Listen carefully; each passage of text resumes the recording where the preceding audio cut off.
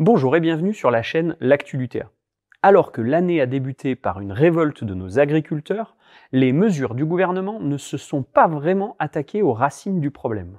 Parce que je vous dis, tout le monde s'en tamponne. Je gueule, je pourrais gueuler dans le cul d'un poney, ce serait pareil. Alors, cette semaine, on a choisi de creuser une proposition qui revient de plus en plus, la sécurité sociale de l'alimentation. Comme d'habitude, on compte sur vous pour diffuser cette vidéo, mettre un pouce bleu et vous abonner à la chaîne pour donner de la visibilité à ce qu'on produit. Allez, on attaque.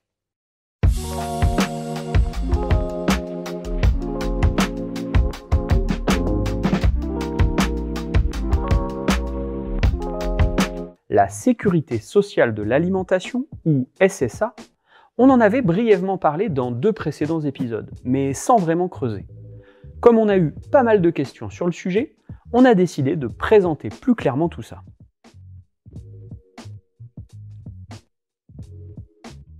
Déjà, on va commencer par poser ce que la SSA n'est pas. La sécurité sociale de l'alimentation, ce n'est pas le projet de Bernard Friot. Si le sociologue soutient l'idée, comme souvent quand on parle de sécurité sociale, on ne peut pas lui en attribuer la paternité. Le projet émerge en 2017, de membres d'Ingénieurs sans frontières, agriculture et souveraineté alimentaire. Une ONG créée en 1982 par des anciens élèves de l'école des Ponts et Chaussées. Initialement engagée dans le commerce équitable et le co-développement, l'association radicalise progressivement ses positions sur l'alimentation et l'agriculture autour d'une critique du capitalisme et d'une recherche d'alternatives. Par la suite, des collectifs et des syndicats agricoles comme la Confédération paysanne se rallient à la proposition. La sécurité sociale de l'alimentation, ce n'est pas non plus la sécurité sociale alimentaire. Pas du tout! Pas du tout! Ok, on vous explique.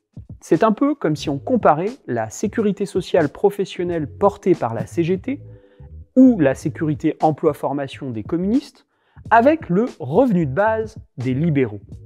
D'un côté, on a un projet global qui permet à la fois de répondre réellement à un besoin et de dépasser les logiques de marché capitaliste, de l'autre, un pansement social sur la jambe de bois des inégalités. Dans l'idée, la sécurité sociale alimentaire, c'est distribuer des bons d'achat aux pauvres pour qu'ils puissent aller faire leurs courses à Lidl ou à Netto sans augmenter les salaires. Donc, clairement, c'est pas l'idée du siècle et surtout, ça ne révolutionne pas le schmilblick. Bonne santé les deux! Mais alors, la sécurité sociale de l'alimentation, c'est quoi?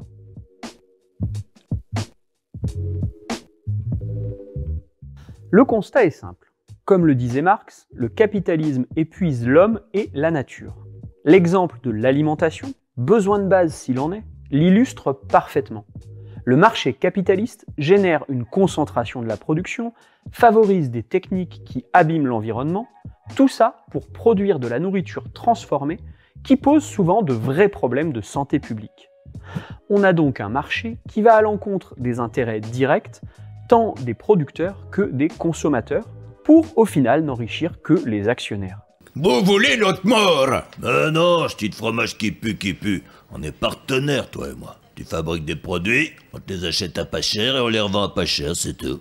Du coup, si la revendication d'augmentation des revenus du travail est essentielle, elle ne suffit pas à modifier en profondeur les circuits de production et d'échange. D'où l'idée du collectif. Instaurer un système universel et démocratique. Universel selon le principe égalitaire qui régit la sécurité sociale. Le collectif propose ainsi d'allouer à chaque citoyen un montant par mois crédité sur la carte vitale et financé par le mécanisme de la cotisation sociale, qui s'appuie sur la création de valeur par le travail. Démocratique ensuite, car l'offre accessible serait issue de réseaux de producteurs conventionnés, sur la base de critères définis collectivement par les citoyens eux-mêmes. Cette proposition politique ne s'attaque donc pas seulement à la demande, à la dimension consommateur, mais prend à bras-le-corps l'offre, l'organisation de la production, dans un lien dialectique vertueux.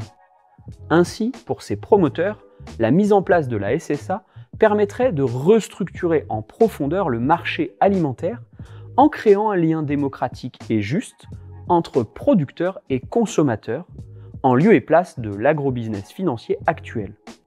En reprenant la maîtrise du marché de l'alimentation dans son ensemble, une vraie politique de santé publique et environnementale deviendrait d'autant plus facile à mener, permettant une réelle prise en main par la société de ces enjeux ô combien importants. Autre avantage, en finir positivement avec l'aide alimentaire, qui maintient des centaines de milliers de personnes dans une situation de dépendance physique et morale. En 10 ans, le nombre de Français bénéficiaires de l'aide alimentaire a triplé, approchant les 2,5 millions. Putain, ça fait presque peur tellement il comprend vite le fromage qui pue. En complément de cette vidéo, pour rester dans le thème, le chiffre du mois c'est 50%.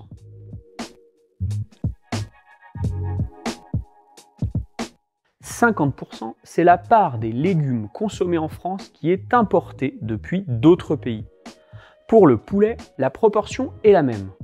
Que ce soit pour la qualité, comme pour le bilan carbone ou pour les revenus de nos paysans, c'est pas super. Cet épisode est maintenant terminé. On espère avoir contribué à vous aider à y voir plus clair sur cette proposition qui monte sur les territoires. Donnez-nous votre avis sur tout ça en commentaire et on se retrouve la semaine prochaine. Merci d'avance et à très bientôt.